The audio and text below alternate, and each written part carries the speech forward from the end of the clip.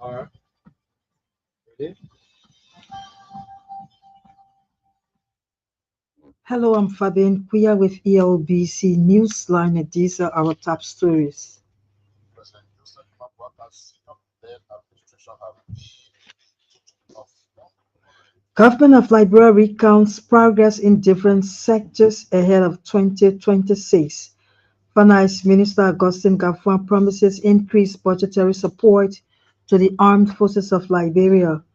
Liberia Medicine Health Products Regulatory Authority bans the importation of dangerous medical products in Liberia and away from whom Guinean junta leader Mamadi Doumbouya takes lead in that country's controversial ongoing election.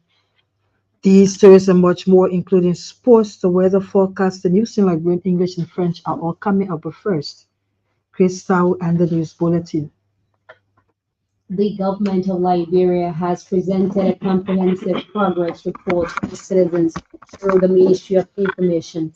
At Tuesday's Ministry of Information press briefing, the government's progress report covered key areas including the economy, health, agriculture, road infrastructure, electricity, and job creation, among others. On the issue of road, government said it has paved a total of 121.87 kilometer roads across the country since taking over in January 2024. Information Minister Jeremy Pia said 112.11 kilometers of primary roads were paved, while 9.76 kilometers of urban community roads were rehabilitated. President Joseph Mabwaka's senior-led administration have paved a total of 121.87 kilometers of roads from January 2024 to December 2025, with a breakdown as for primary 112.11. Minister Pia noted that discussions are underway to start the 239.2 kilometers coastal highway road corridor from Buchanan to Greenville. According to him, the road construction will be funded by the African Development Bank. Minister Pia also noted that procurement processes for the Bartleyville to Sasstown Road corridor, which is about 50 kilometers, have been finalized, with actual construction work expected to commence early next year. At the Liberia Water and Sewer Corporation, government is reporting the connection of over 3,000 low-income homes with support from the World Bank. The LWSC, according to Information Minister Jeremy Pia, has also completed feasibility studies for the construction of water system in Buchanan, Grand Bassa, Ganta, Nimba County, and Kakata Margili County. Minister Pia also disclosed the ongoing construction of water plants in Greenville, Sino County, Plebo, Maryland County, and Zwedru Grangile County. These efforts, initiated by the LWSC management, the information boss noted, are intended to reduce waterborne diseases and connect rural dwellers to the national water grid. Speaking Tuesday in Monrovia, Minister Pia recounted ongoing works of refurbishing sewage pipes in central Monrovia, capturing Kerith, Benson, Galley, and Center Streets, among others. Meanwhile, in the education sector, the Education Ministry's records has shown a swift from fragmented effort to system reform grounded in data accountability, among others, as central. The ministry also secured legislative rectification and launched the Excel program in US $88 million national investment supported by the World Bank. Minister Pia named several other achievements across the country as far as education reform is concerned. Information Minister Jeremy Pia has recounted what he termed as the damages done by the former administration led by the Opposition Congress for Democratic Change. Minister Pia accused the former CDC government of damaging the country's image for the entire 6 years of its tenure. Addressing the Ministry of Information press briefing on Tuesday, the Information Minister said the former government was characterized by embarrassment and corruption.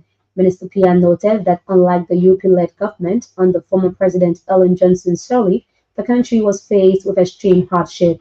The Information Minister maintained that the country did not only face economic burden but was publicly denigrated on the international scene, referencing the numerous sanctions of public officials by the United States government. Meanwhile, when contacted by ELBC, The chairman of the Congress for Democratic Change, Janga Ko, promised to respond upon listening to the entire allegations levied against the former CDC government.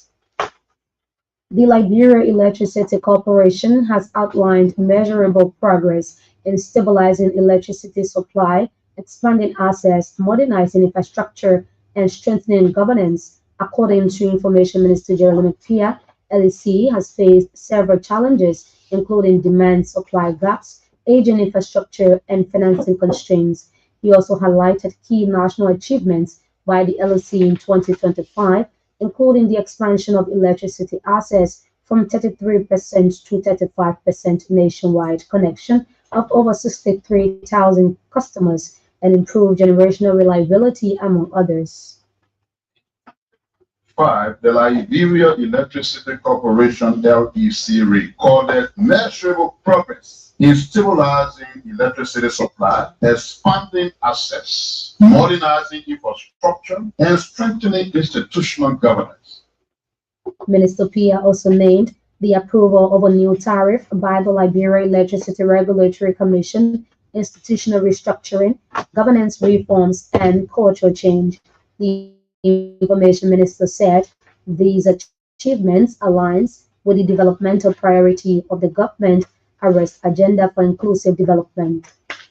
The National Food Assistance Agency, with support from the Agriculture Ministry, has identified the three institutions in Montserrat County with homegrown food. The three groups include the Muslim Association of the Blind, Sano United Association of the Blind, and the Center for Rehabilitation and Reintegration. The NFAA donated 25 kg bags of homegrown rice, locally referred to as country rice, as part of the agency's broader vision to expand food to the vulnerable segment of the population. The NFAA Deputy Director General for Operations, Elton Dixon, reiterated government readiness to provide food for its population, especially vulnerable groups. Make sure that you have something to do all the time. The president of you have patient and they do that. Like they said the last time yes. Right now, very good more city. The government will give us more rest. We give us a rest. He will reach out to all of you. NFAA Deputy Director Dixon reminded the beneficiaries of government's plans to roll out a sustainable food distribution drive in 2026 to ensure the sustainability of food. The NFAA Deputy was assured the beneficiaries of the entity's continuous support as the institution continues to receive funding and food from donors and philanthropists. Receiving the items, representatives of the benefit institutions lauded government and partners for the gesture, especially during this festive season. Finance Minister Augustine Gaffwan says government is committed to strengthening the armed forces of Liberia through increased budgetary support, improved welfare, and renewed professionalism. Speaking at the graduation ceremony of the AFL Officer Candidates Class 12 on Monday, Minister Gaffwan told the 56 graduating officers that their commissioning marked not just the end of a rigorous training cycle, but a deeper affirmation that Liberia is rebuilding its national institutions with discipline. The ceremony was attended by senior government officials, including members of the legislature, Defense Minister, AFL, High Command, national security officials, and families of the graduates. The Finance Minister congratulated the new officers and praised the AFL leadership for its continued service to the nation. He urged the newly commissioned officers to lead with empathy, discipline, and professionalism, emphasizing that leadership is uniform, must be grounded in service, sacrifice, and integrity. Minister Gaffwan disclosed that the 2026 approved national budget allocates 20.7 million to the Ministry of National Defense, with 18.3 million earmarked for the AFL. Of that amount, Minister Gaffwan said more than 12.7 million is dedicated to personnel compensation. At the same time, Minister Gaffwan has announced that 500,000 United States dollars allocation has been made under the Public Sector Investment Plan for the renovation of AFL barracks. Minister Augustine Gaffwan said the money will also go towards building on previous improvements at BTC Barracks, Camp Jones, Camp Westner, and Camp Grant. According to Minister Gaffron, those projects have improved living conditions and strengthened family stability for soldiers. He said additional budgetary support continues for the 14th Military Hospital, expanded Coast Guard patrols up to 200 nautical miles offshore, the reactivation of three AFL units, extended operations along Liberia's western borders, and the planned recruitment of about 500 new soldiers in 2026. Addressing the new AFL graduates, Minister Gaffwan said the country places its trust in them to defend the Constitution and uphold the rule of law. He warned against abuses of authority and stressed that respect is earned through conduct, not rank. The ceremony ended with a formal certification of the 56 officers into the AFL, marking a new chapter in their service to the Republic of Liberia. The Liberia Medicines and Health Products Regulatory Authority (LMHRA) has issued a new measure to regulate the advertising and promotion of medicines and health products, especially on social media platforms. The move, which takes immediate effect, aims to safeguard public health and prevent the spread of unauthorized, counterfeit, and potentially dangerous medical products in the country, according to a dispatch or advertisement for medicines and health products on social media, including Facebook and similar platforms, must receive prior rating approval from the LMHRA. It further stated that marketing authorization holders must ensure that all promotional content is truthful, balanced, non-misleading, and officially approved before publication. The LMHRA has strongly warned the public to desist from purchasing medicines or health products advertised or sold online through social media. The authority has at the same time urged citizens to purchase medicines only from registered and licensed pharmacies or medicine stores and to always consult qualified healthcare professionals before using any medication. A rice milling machine valued at over 800 United States dollars has been donated to the women of Bomi County. The donation was made by Bomi County District 1 Representative Obadiah Vani. Representative Vani said the donated machine is intended to ease challenges and increase the production of rice in the county. Our correspondent quotes the leader of the women's group, Mama Johnson, as lauded Representative Vani for the gesture.